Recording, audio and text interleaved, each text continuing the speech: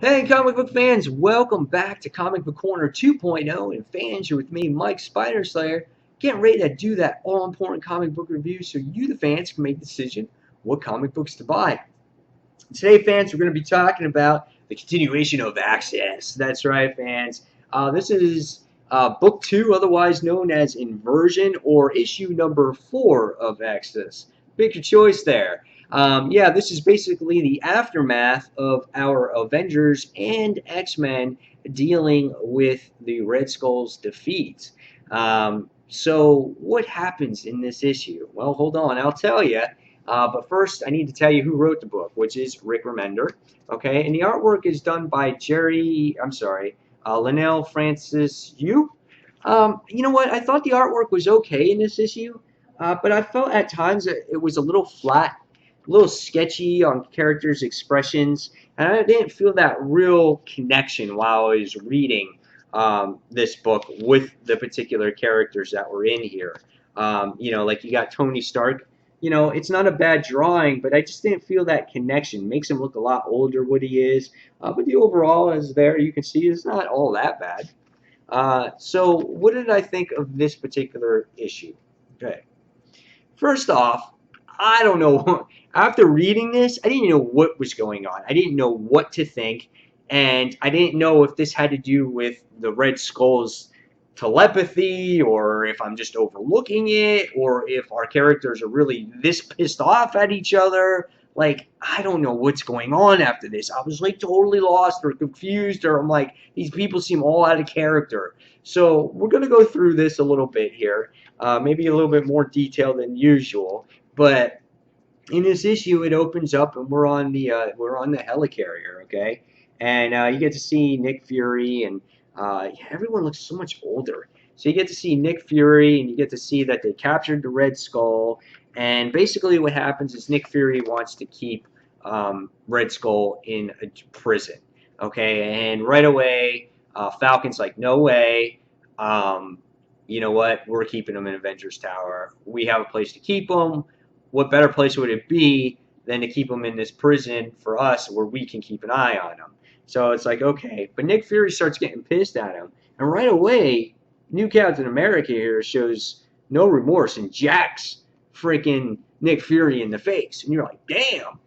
He's putting a statement down. I mean, he sits there and he goes, I ain't the old Captain America. And you're like, damn, Sam. So right away, they took control. They're going to do what they need to do with Red Skull. So then you get some little story in here with the squid, and then you think it's Spider-Man coming to save the day, and then you get Carnage in here trying to be the superhero. Now, if you guys saw my countdown, last week's Carnage book was my worst book of the week because I can't stand Carnage being a good guy.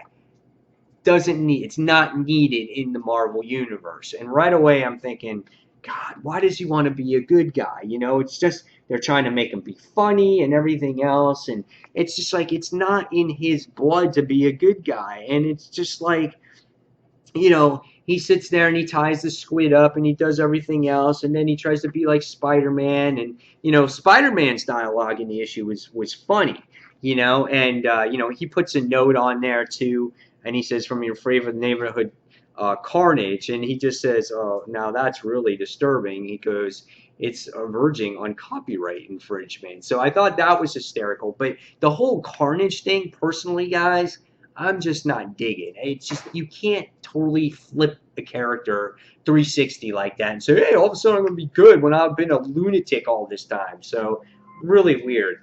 Then the next thing that goes on in this issue that kind of was like, what's happening? So Tony Stark's been missing for like 2 weeks.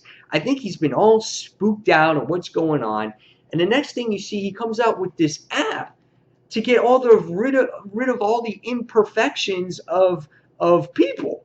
And you're just like, what? He goes, yeah, you can make yourself look flawless. And you're like, what? And you're like, what the hell, And then even Cyclops, I think, is in there. Is it Cyclops or is it Daredevil? I think it was Daredevil. And yeah, it's Daredevil. And he's like, oh, what are you doing, Tony? And it's just like, what's going on there? And not only that, he takes a drink. You see him take a drink.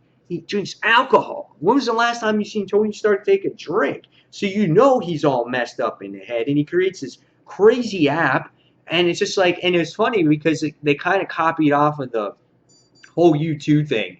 When they put their album on all iPhones for free, he kind of did that for all the people on their phones. He's like, oh yeah, you can download this for free. So I'm like, oh, what is going on with Tony Stark? But I can kind of understand it because he kind of screwed everything up. So I think he's taking it really hard. So I can understand Falcon's thing. I can understand Tony Stark's thing. Okay, so I get it there. Then the next thing you see is you get to see the mutants in this book, and they wind up talking. And they say that they want nothing to do with the humans anymore. They don't want a relationship with them. That dream is dead. And you're just like, holy crap. And the big revelation here was that you got Apocalypse out there now.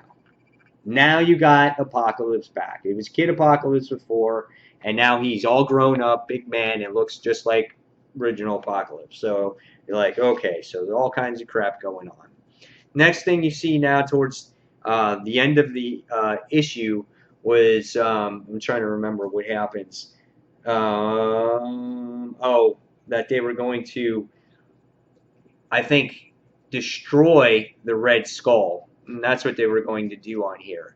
And you're kind of like, really? You're going to destroy him and you're going to do that in front of the X-Men? So it's just a weird thing of what was going on here.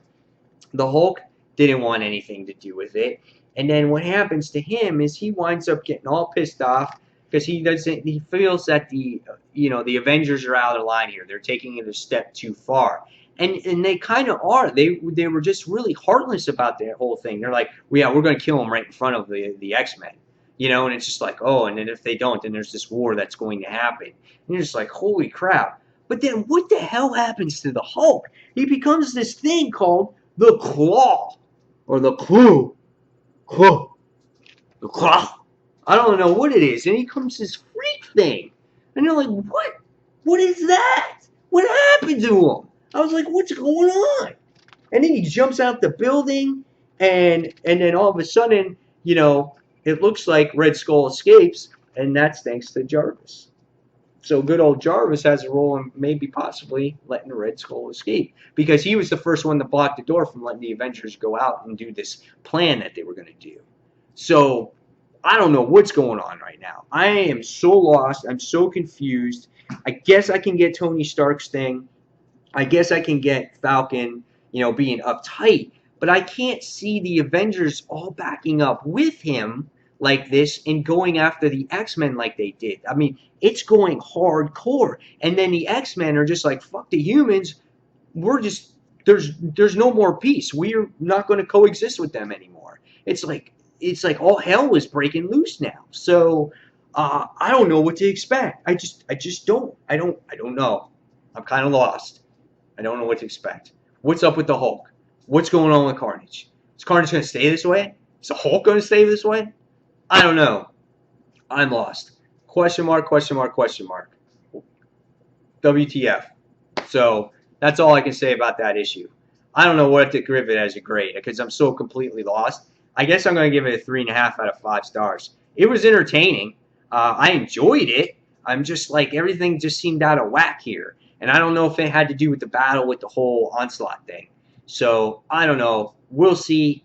You guys, please, leave me comments below. Leave me all the comments you want. Leave me like 100 of them if you want. If you understand what's going on in this issue. Or were you kind of on the same boat with me on this one? So, yeah. That's all I have for you in this particular issue, guys. So, guys, as always, thank you for watching Comic Book Corner 2.0. If you want to see more of my individual reviews, go ahead and check out Comic Frontline, which is my group channel. You guys can check out our website over there, which is comicfrontline.com. And, guys, as always, thank you for watching Comic Book Corner 2.0, and I'll see you in the next review. Thanks for watching, fans.